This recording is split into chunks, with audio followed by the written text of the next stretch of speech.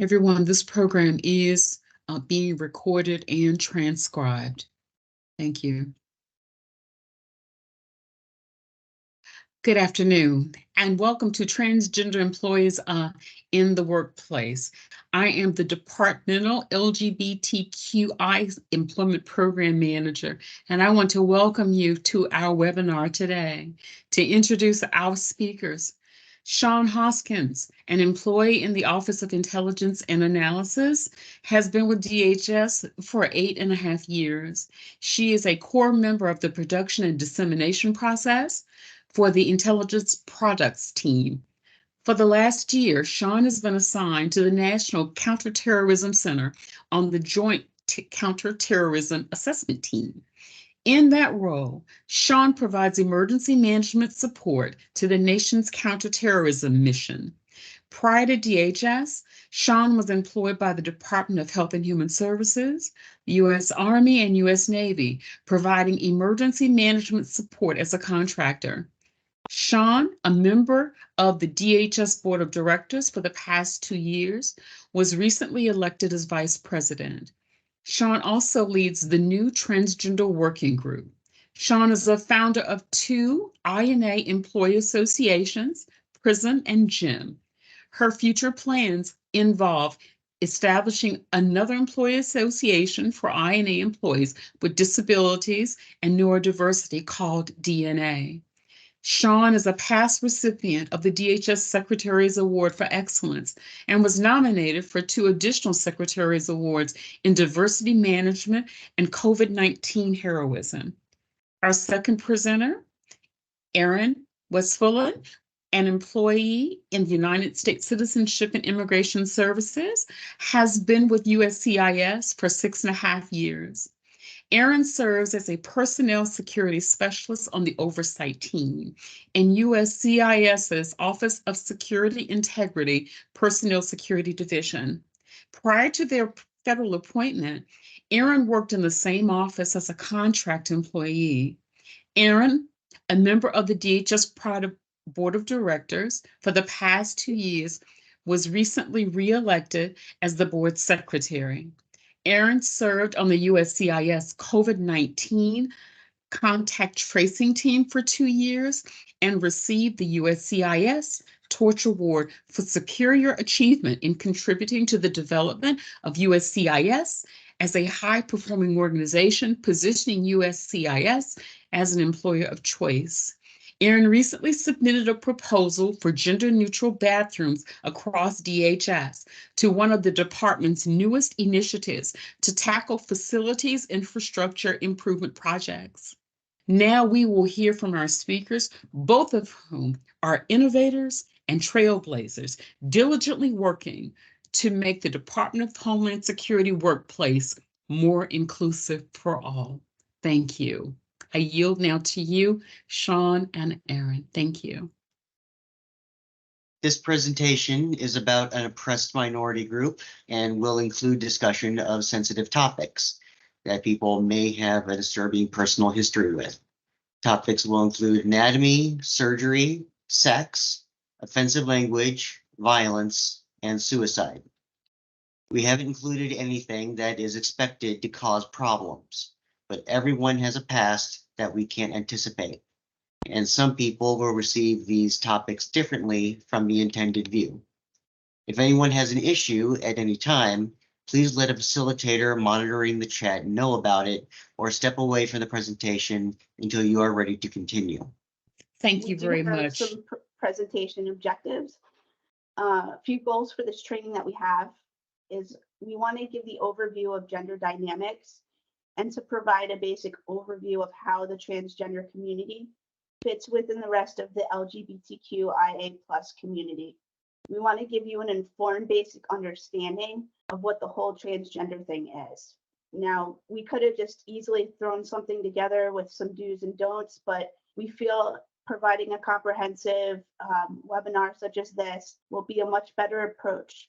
And with the basic knowledge that we pass along to you today, we'll be able to have you better make more informed judgments on your own that will lead to better interactions with those employees within the transgender community. For the supervisors themselves, we do want to make sure though that you'll be able to spot and prevent discrimination once this presentation is over. We also want to prepare you to learn more.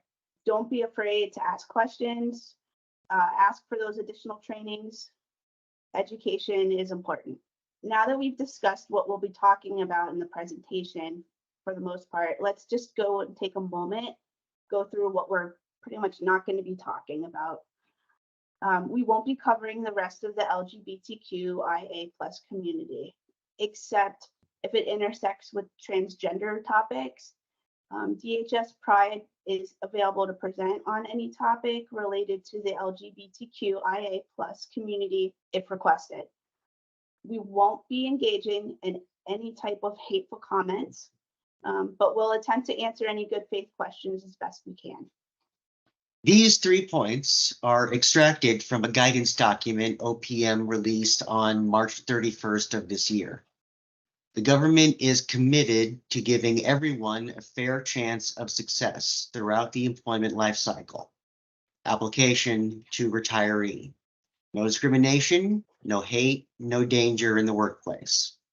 To achieve that goal, we all have to do our part. We all have a responsibility to each other. Training like this and policies such as the Intelligence Community's ICD 125 make sure we know how to fulfill our responsibilities. When people talk about the community, they often use words like acceptance and tolerance. While tolerance and acceptance may be all we are able to get, they are less than we deserve as employees, coworkers, and people. Tolerate and accept are weak words and weak concepts that mask a weak ally. It is possible to do better. If you consider the line, "I tolerate your presence," well, we don't want to be barely tolerated. This is a word that is used to describe a feeling that is just a little bit better than active dislike. You consider, "I accept your presence." Accepting is the bare minimum and only a little bit better than tolerate. But if you say, "I welcome your presence," this means you are part of the team. It means your diversity is valued. Welcome is the start for a positive and effective working environment. These are all different intensities of the same basic concept, but with different feelings and outcomes. So this next slide, understanding transgender individuals. So a transgender person is one who has a gender identity that's different than the one that was assigned to them at birth. On the other hand, a cisgender person is one who has gender identity which is consistent with the one that's assigned to them at birth. Trans and cis are ancient Latin prefixes that are commonly used throughout modern English. Gender identity is how a person understands themselves personally on the inside. It's not observable, it's just felt. Gender expression is how someone communicates gender on the outside, the way you speak, the clothes you wear, the way your body is presented. Gender identity does not have any overlap with sexual orientation or romantic orientation. Gender identity and physical sex are non-binary concepts. There are an unknowable amount of variations in either, and they can change over time. When interacting with somebody who is of the gender identity must be respected. Sometimes there are safety factors that don't always allow for the person to match their gender expression or their true gender identity. But if it's been communicated what the identity is and how the person should be treated, then they should be treated in that manner. In our definitions, we mentioned that the difference between cis and trans is a relationship between gender identity and gender assigned at birth. When a baby is born, they have the spark of a gender identity, and it will develop over time as they interact with the world and society around them. But all the way back at the beginning, there's an important decision to be made. Society tends to put way more importance on this one decision than it warrants. The doctor has to assign a gender and mark a sex on the birth certificate. Generally, there is only one blank on the form, and sex/gender are assumed to be the same. Also, the only choices are male and female. Maybe in some places there is an option for indeterminate. We'll get into that in a moment. But essentially, the doctor is guessing here based on what they can see. They can't ask the baby what the rest of their life should look like, or if they got it right. And most doctors know less about trans people than you all will at the end of this training. If at any point in their later life, that kid experiences a gender identity that is different from the one the doctor guessed, their gender identity no longer matches the one that was assigned at birth, and that person is transgender. There are a lot of ways for those differences to manifest. And it also gets far more complicated when we circle back to that indeterminate sex that we mentioned. Most people know and generally understand the basic genetic sex markers of XX and XY, the binary sex that everyone is taught in school. But have you ever heard of XXX, XXY, or XXYY? There are 17 chromosomal variations concerned by science, and we haven't had the technology to be looking for very long. We will find more. We call these differences in sexual development or DSDs. They are also called intersex conditions, and people with them are part of the intersex community, the I in the LGBTQI+. This does mean that from a pure scientific perspective, there are at least 17 human sexes. DSDs can be so obvious that they are accompanied by what most people would consider to be visible birth defects, or so subtle that a person lives their entire life not knowing. Sometimes you hear stories about people who live in their 30s and go in for an X-ray or routine surgery, only to find that they have sex organs that they didn't know they had and are different from what the doctors said they had at birth. Doctors frequently get DSDs wrong, leading to horrible outcomes. The genetic testing required to reveal the subtler forms of DSDs is not very common, and it is very expensive. Most people have no reason to even request the test because they don't have a symptom telling them that they might have a need to. As far as how many people this might be, it's known for sure that intersex conditions are just as rare as people with naturally red hair. But there's not a whole lot of data on the community. So there are some researchers who believe it could be 1 in 10 worldwide. So on the right side of the screen are 5 words that all describe part of the LGBT community. All of these words apply to me. I own a lot of pride flags. Transgender is an umbrella term. One of the ways to be transgender is to be non-binary, or the concept that just as humans have more than 2 sexes, there are also more than 2 genders, which itself is an umbrella term containing many variations, including gender fluid, or the experience of moving between multiple genders over time, or based on environment. The actual way that I am non-binary and gender fluid is that I am a demigirl. I experience several different variations of gender, but all of them are on the feminine side of the spectrum.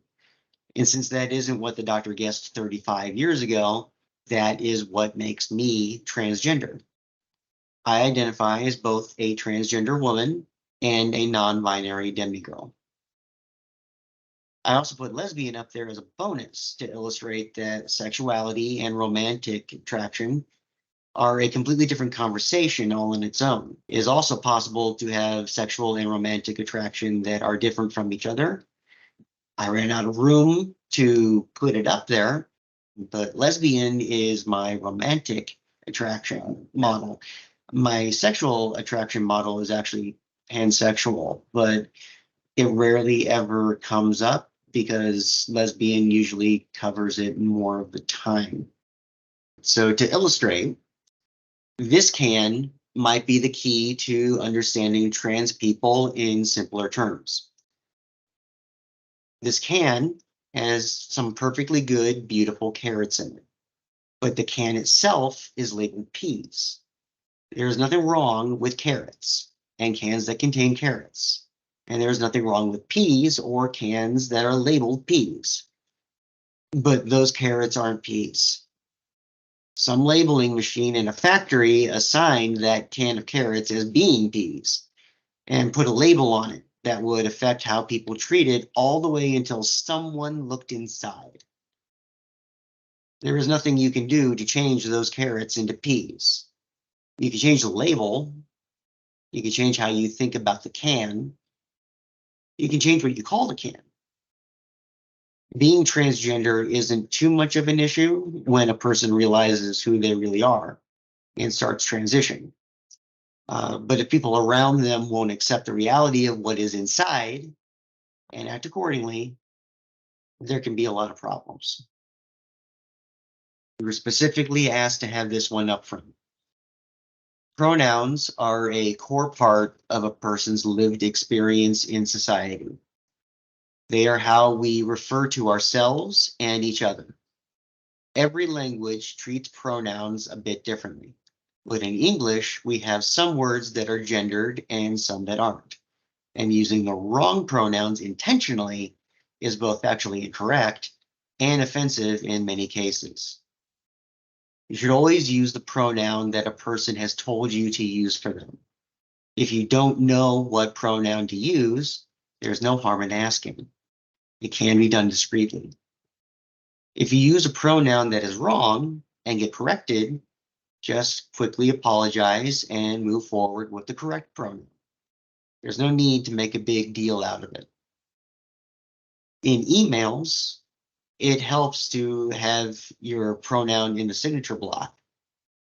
This not only helps us keep track of who people are, but it also helps to shield any transgender people from needing to call attention to themselves if they were the only ones who had been doing it. There is an important note on usage. In English, general pronouns do have rules, but personal pronouns are different from general pronouns. Personal pronouns belong to the person they refer to. You own it, so you make the rules. The rest of the world has to respect those rules. My pronouns are she, they. One of my best friends is an it's, and I have known several people who go by Faye Fair. These are all appropriate because those people said they were at the time. As people explore their gender, they may try out different pronouns or names before settling on the one they will keep. If someone is trying something new, then it is best to help them by using the new pronouns or name so they can get an idea of how well it's going to work for them. So this next slide, we've pretty much gone over most of this, and people should already have a good grasp of the first part. The LGB is sexuality and romantic orientation. T is trans, and the reason why we're all here. Q is queer, and a much larger conversation than we have time for today. I is intersex, or DSDs, as Sean had mentioned earlier. Then there's the letter A. And A comes in two forms, A as in a prefix and A as in allies. As a prefix, it means none or without. These are people who don't experience any sexual or romantic desires or gender, depending on how the term is used. It can be used to describe what genders and orientations are like if you do not have a life experience anywhere close to them. I'll personally say that I have friends who identified as more or one of these, and that's okay. I encourage everybody to go out and find their own new friend who you can go ahead and talk to and who can tell you what it's like to live as one of these. The other side of that is allies. For allies, we have two types: internal allies and external allies. Internal allies is super easy. It's us as members of the LGBTQ plus community looking out for each other. A gay cisgender man lives a very different life and has different challenges than I do, but I will be his ally. I don't know if I have a DSD, but I will stand with the intersex community. We all came into this group because we are now and historically oppressed or overlooked or persecuted in some way, generally related to sexuality, physical sex, or gender. We have to support one another to survive, and it gives us our community bonds. For external allies, that is everyone who isn't LGBTQ plus but supports us. The world works by majority rule, and there are still more people who would take away our rights or are indifferent than there are of us. So we need our family, friends, neighbors, coworkers, decent people to stand with us and do the right thing. Allyship is actions taken to lessen the oppression of the group. If that's hugging your lesbian daughter every Thanksgiving, then you helped. If that's voting to secure trans rights, then that's also helping. So this last slide on the letters is the plus. And it's special because it helps us to not have to keep adding 5 million letters unless we really have a good reason to. And sometimes we do, but still we have the plus as an option. It's inclusive of everybody who's part of the group. This next slide is just for visual reference. It's a small sample of the many pride flags. Like I said, it's just a sample. As Sean mentioned earlier in the presentation, there are many pride flags. I own at least 12. The transgender community has two special observance days, known as Transgender Day of Visibility and Transgender Day of Remembrance, also known as TDOV and TDOR. TDOV is simple. It is a day of celebration of the community. TDOR is a day that we take to remember and honor those in our community who have been murdered over the last year. Transgender individuals continue to face discrimination, marginalization, and increasingly the threat of violence.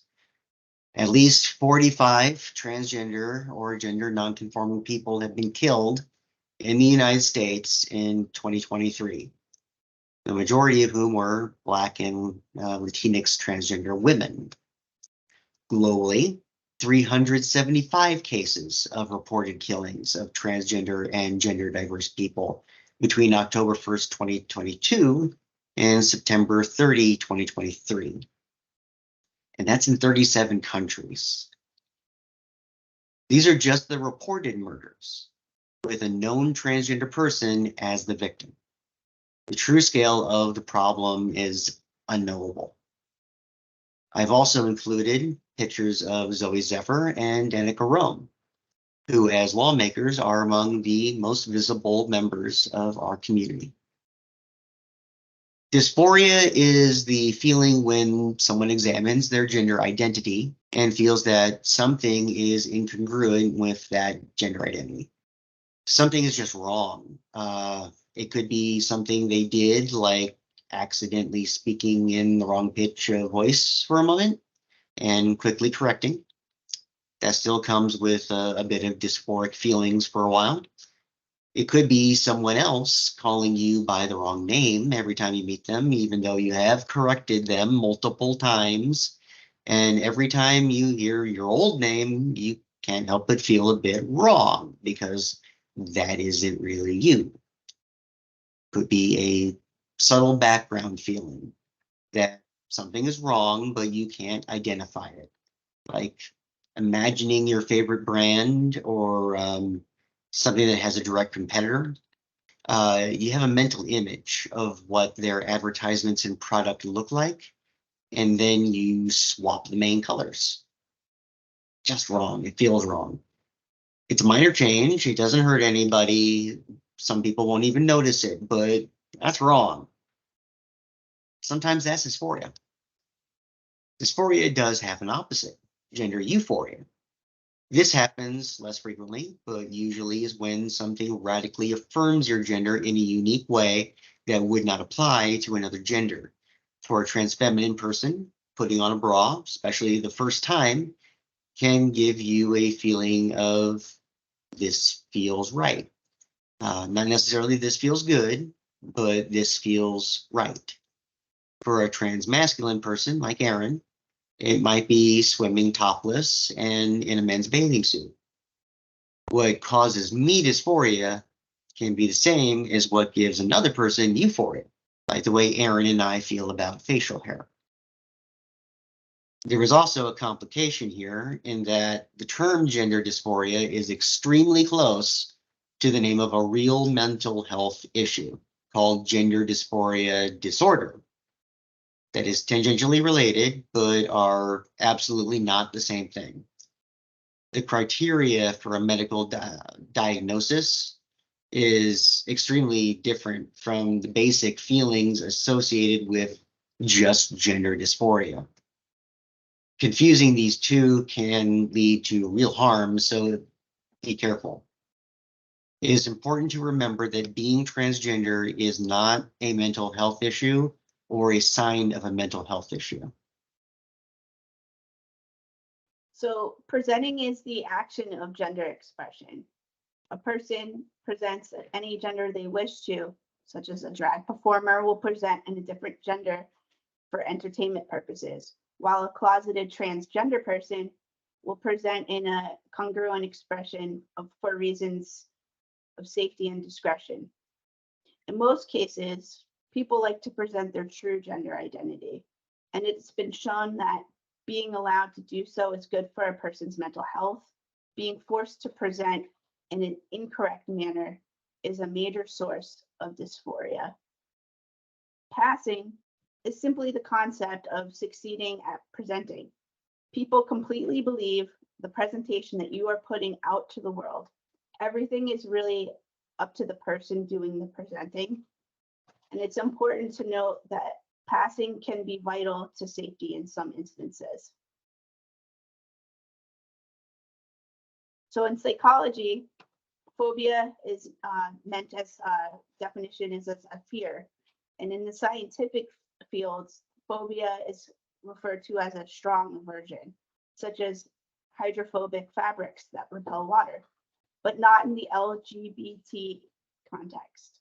Phobias in this context are hate and disgust.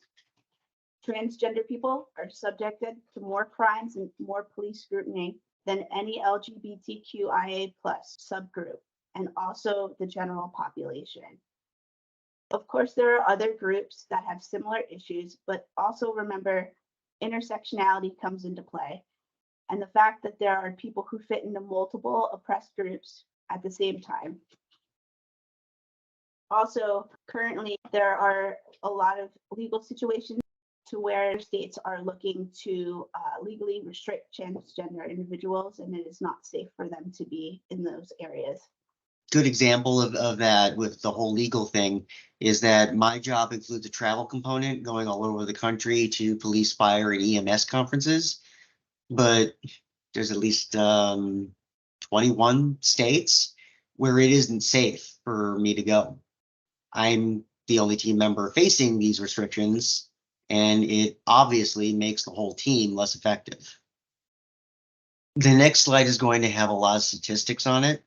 I'm going to suggest that some people might not be interested in hearing this part of the presentation because there is a mention of suicide. This would be a good time to go get a drink or take a walk if mentions of suicide and discussion of suicide is an issue for you.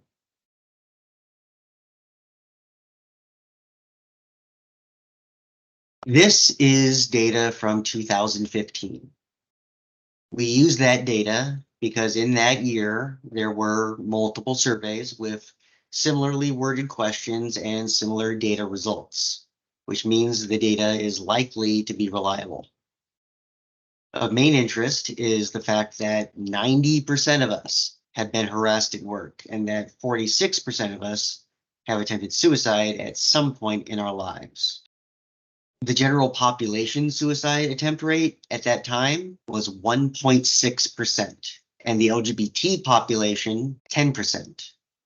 We already covered that being trans is not a mental illness or a sign of mental illness. So the best explanation for this is that this is what you get when the whole world around you hates you, or at least it feels that way, and you don't see a future for yourself. This is not a theoretical or faraway issue. Right now, I am working with a trans employee of CBP to determine if it is safe for them to come out at work. Not to convince them, because I actually don't know. It legitimately might not be safe there. Just yesterday, I received a call from another DHS employee who told me an extremely difficult story about her transgender friend and coworker who was bullied into seeking a transfer. And then when they got it, they were bullied even more. That employee quit. We lost their talent and their knowledge because of workplace abuse that apparently ended far too close to this person attempting suicide. And I took this survey in 2015. I am part of this data. I was harassed at work. I delayed transition by 9 years after I discovered who I am. And I am also part of the 46% who have attempted suicide, the survivors. But I'm still here. And I'm also part of the group who have had better performance at work since transition, and a better life with more friends and community than I thought possible. The whole world does not hate us. At the very least, we are here for each other, and there are more of us than you might think. 0.5% of the adult population of the United States, and about double that for the youth of the United States. And we do all we can to look after each other. So this next slide talks about transition, and it is a long and expensive process of changing from one gender expression to another. There's various layers of components. Everyone's journey is varied and unique depending on what they want their outcome to be. On one side of things, some people have major dysphoria and require lots of surgeries and therapies that often are not covered by insurance, while other people's transition is minor and they just want to change their pronouns. Transition can include, but is not limited to, medical procedures such as surgeries, hair removal. Some people might require medications. Things to consider regarding transition is possibly having to go and purchase new wardrobes, buying and learning how to use hygiene and beauty tools, such as makeup and razors. Changing your names and pronouns plays a significant role in the transition process and can also be costly. Getting other people to actually use those names and pronouns into official databases and documents like your driver's license, your social security card, education records, birth certificate, maybe your military records, or your Netflix account. HRT is a pharmaceutical process of changing the body to match gender identity. My estrogen is a tiny little blue pill that I take twice a day. There are many forms that HRT can take, but they usually involve a hormone that takes you where you want to go and a blocker to suppress what you had before. There are some other things mixed in, but what actually gets used is up to the doctor and the patient.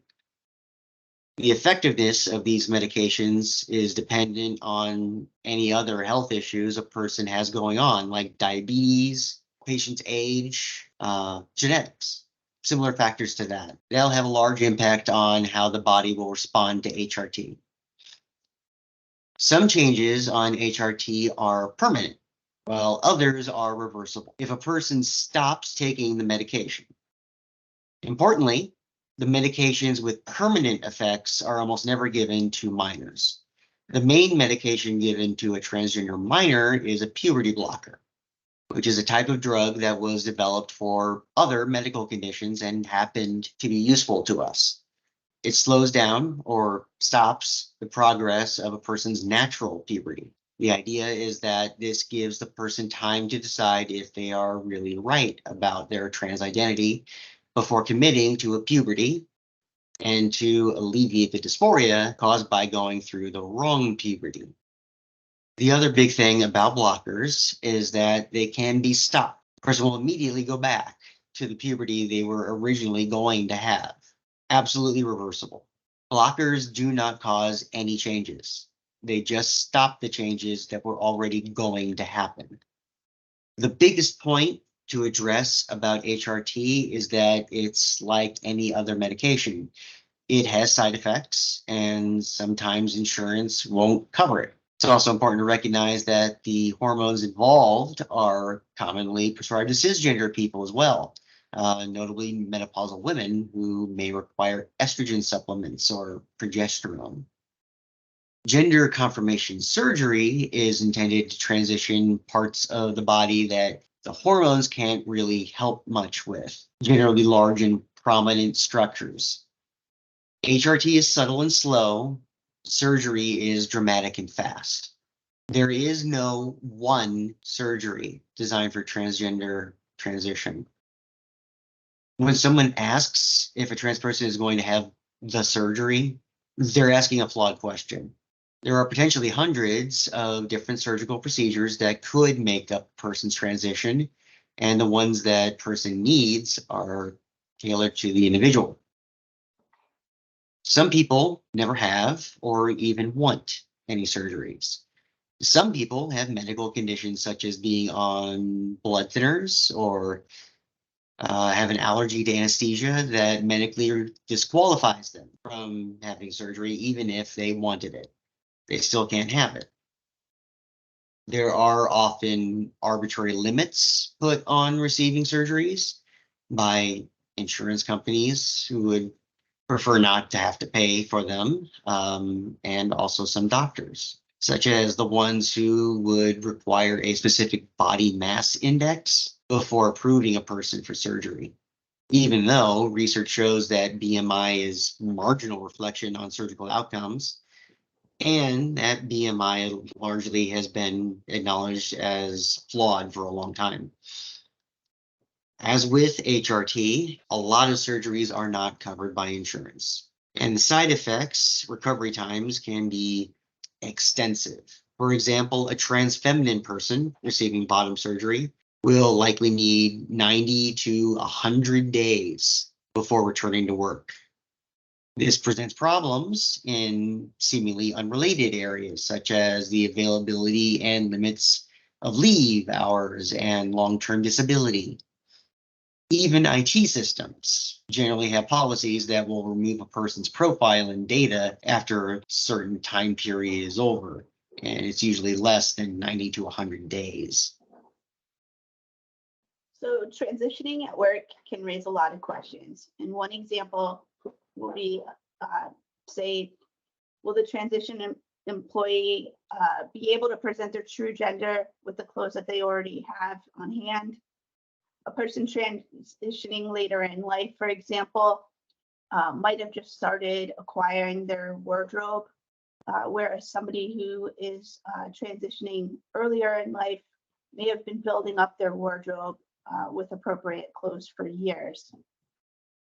The other 2 points that we'd like to touch on here are also very important: security and preventing discrimination. For starters, you should never have a problem with security because you're transgender. And if you have a problem, it's against policy and should be reported. And also, we like to know if that occurs, you could reach out to the DHS Pride Board And we could go ahead and help assist in addressing those concerns to the administrative level. Security clearances for classified information and polygraph exams should not be affected by a person's gender status. Lastly, preventing discrimination and also ensuring confidentiality. As a transgender person, it's often a goal to get to the point of being able to pass and then just keep it going from there. I would suggest, however, that supervisors and managers be informed and brought into the conversation if they are safe allies. A good manager should be able to ensure that any personal information that's revealed to them does not get spread around and can keep an eye out for any transphobic activity happening outside of view. You are you, and your work environment should be a safe place that is judgment-free and has zero tolerance for discrimination. So next, we're going to talk about restrooms.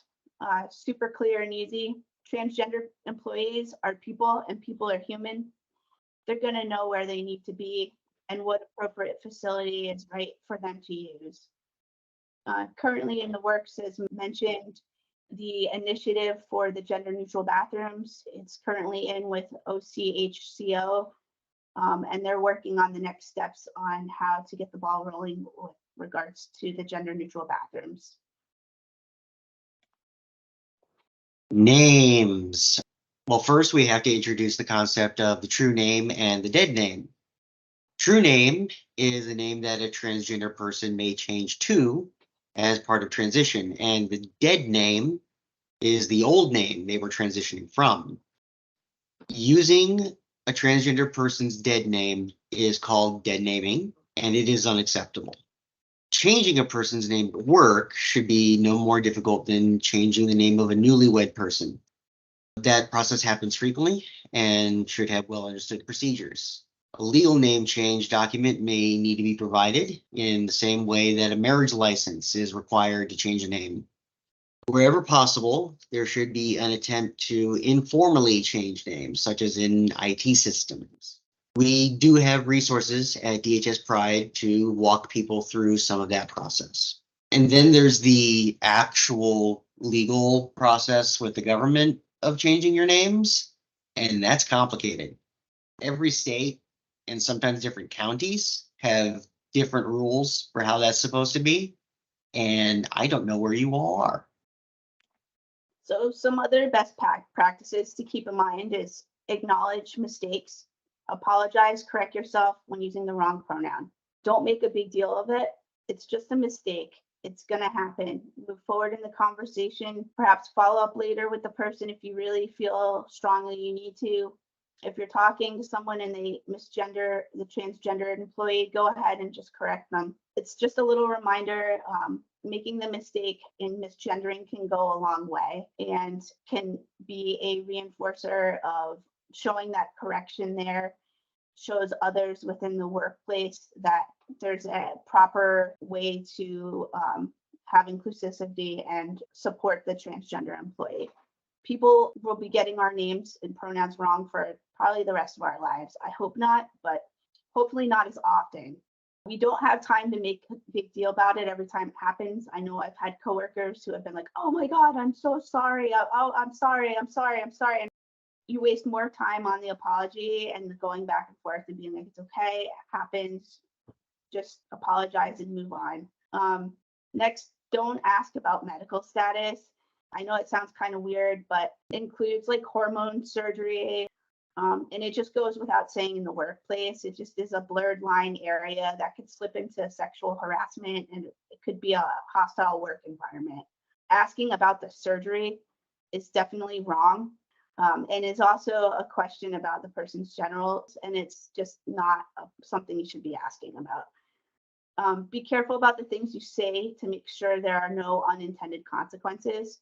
For a person whose safety depends on passing, a comment about their shoes or makeup could totally ruin their day if it damages their confidence and their ability to pass.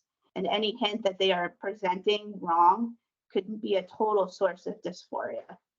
So we do have some policies, not a whole lot to go through. unfortunately, but we want to make sure that you're all prepared on what is out there.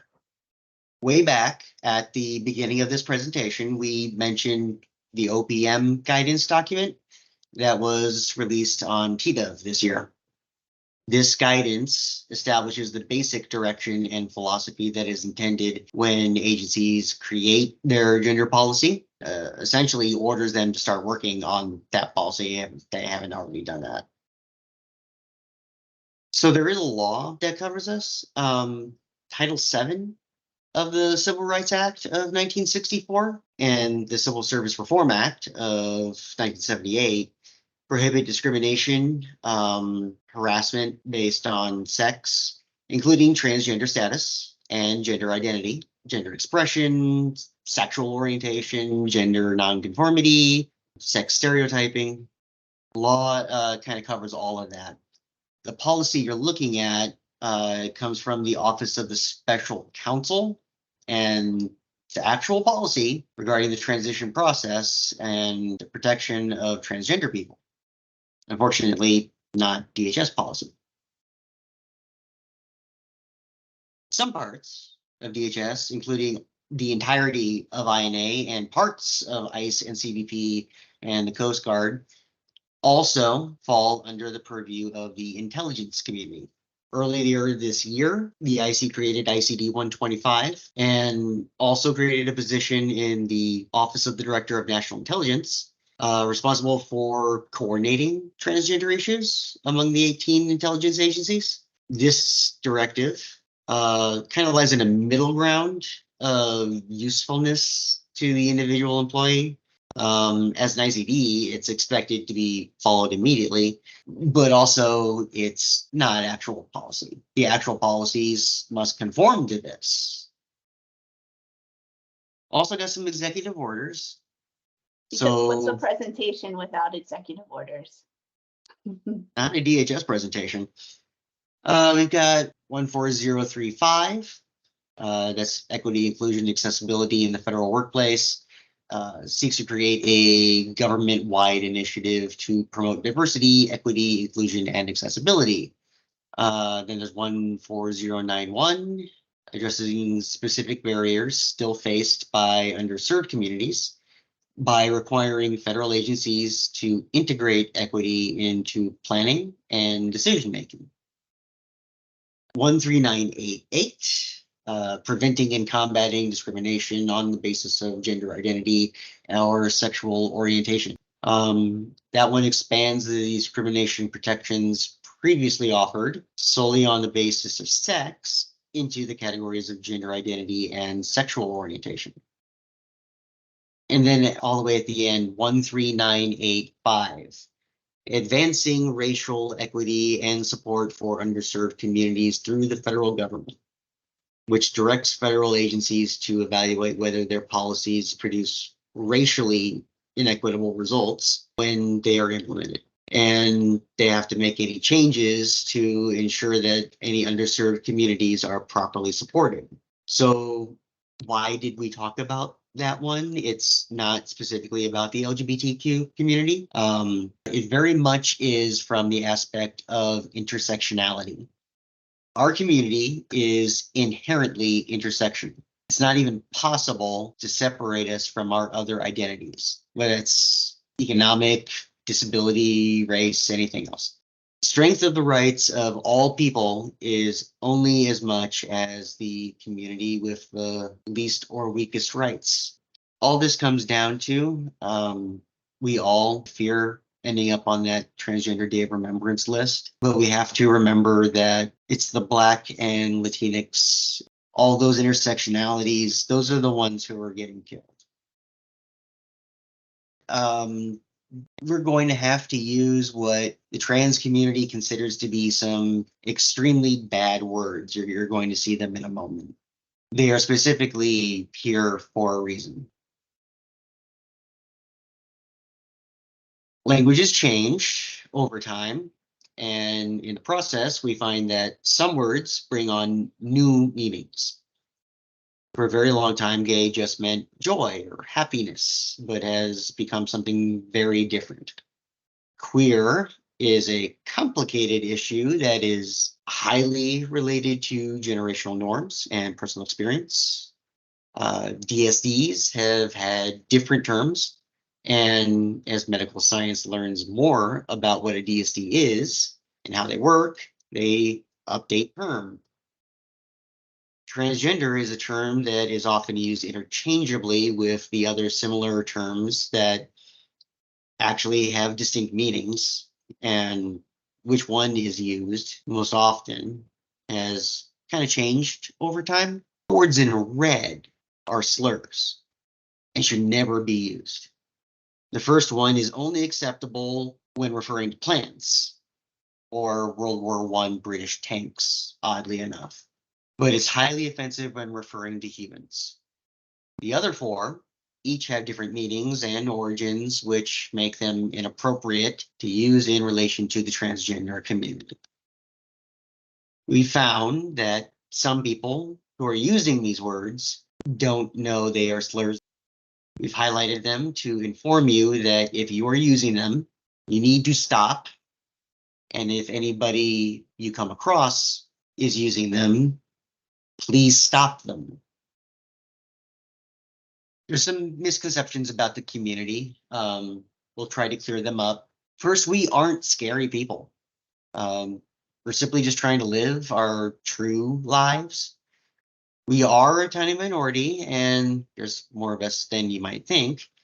Some people have recently been saying that the transgender community has grown to like over 20% of the US population since it got, I guess they would say, popular. If we had that many people, we would have our rights by now, and this presentation would not be necessary. You can't turn someone trans. If anyone becomes trans, it is because they examined their gender and found they needed to identify differently. People kind of examine their gender all the time, and some of them transition while others find that they're cis. And I respect that a lot because you actually checked that the doctor was right. When I checked, it turns out the doctor was wrong. Examining your own gender can also give you a lot of insight into the lives of transgender people. And then with the names, if you're in good faith trying to use correct names and the pronouns, we absolutely are okay if you make an occasional rare mistake. It happens, and it's going to happen a lot. We even do it. Sometimes a trans person will misgender themselves accidentally, which often leads to a whole lot of dysphoria. Even Erin and I have gotten each other's pronouns wrong. Yes, on more than one occasion, unfortunately, but yes. So we do it to ourselves. 4 key points that we want to go over. So basically takeaways: preventing a negative work environment. It's the first one. Most people want a work environment where their attention isn't drawn directly on them. Remember, they're likely very or already self-conscious because they're trying to pass one way or another, and you don't know what they're thinking, and they could, a small comment could bring them great dysphoria. The second point on here is be an ally. Just knowing that there are supervisors and employees who are welcoming and willing to be a safe person means so much to somebody who's going through the transitioning process or is in the middle of. Number 3, be able to identify discrimination. It means a lot when you have a supervisor that has your back and will defend you even if you're not around. This sets a precedence for the team and the office that discrimination will not be tolerated. If you see discrimination and harassment, it's your responsibility to intervene and report it. And last but not least, being willing to learn, willing to educate. If you're unclear or unsure about things, such as a training or being part of a working group or supporting an employee association, all chapters of DHS Pride, as well as groups such as IC Pride and Pride in Federal Service, welcome the participation of allies. So on behalf of the DHS Pride Board, please feel free to contact Sean or myself directly with any questions that you may have. We're a wealth of knowledge, and rather than asking some random trans person or coworker who's just trying to get through the day, we volunteered to do this. So we'd be more than happy to help provide you with answers. And these slides can be made available upon request. Thank you. So there you go. That is the presentation. And I think we have plenty of time for questions. Oh, there were so many wonderful presentations, Sean and Aaron. Just wonderful. It surpassed all of my expectations, and the chat was blowing up. So folks had a lot of questions and a lot of comments. I think, how should we handle this? Do we have anyone right now who has questions for our presenters? Aaron, maybe you and Sean can encourage them to ask questions. We're sure that if they want. Oh, there's one. Well, thank you. Thank you very much for your comment. I'm seeing three persons who have questions, and what, in the interest of time, it is now 2:21, so that persons get to ask their questions and be heard. We'll ask that the questions be brief, and if we could have ask our presenters be mindful of that also. And I want to say right now, I want to thank everyone for coming today to participate. I want to thank you for your sensitivity. I want to thank you for your candor. I want to thank you for your openness. I want to thank you for your understanding.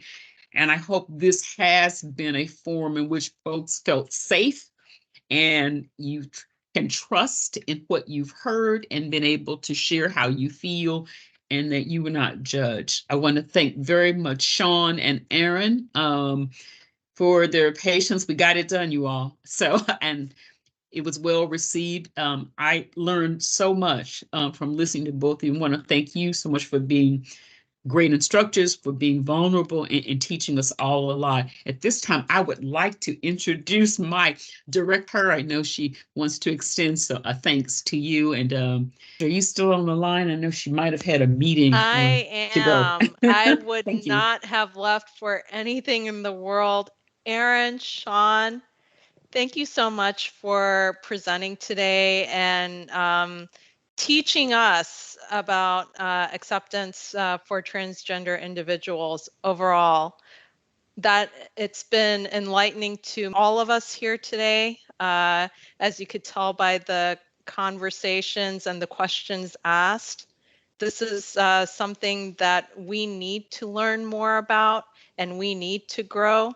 For me personally, as someone who has messed up a pronoun here and there, it was helpful to hear that everyone has gone through that and mistakes are made, but the key is to be willing to make the change and think conscientiously that how would I like to be addressed? How would they like to be addressed? It's so important. So thank you so much for sharing that. I would also like to thank you for bringing light to the talk about the suicide and violence amongst transgender individuals. And I wholeheartedly agree that it's because of how people are treating transgender individuals that the suicide rates are increased. And that's something that I think the statistics show. So I wanted to credit both of you for bringing that topic up and having that discussion. And I just wanted to end by saying that what we need to do collectively is to continue to develop and create an inclusive and accepting environment.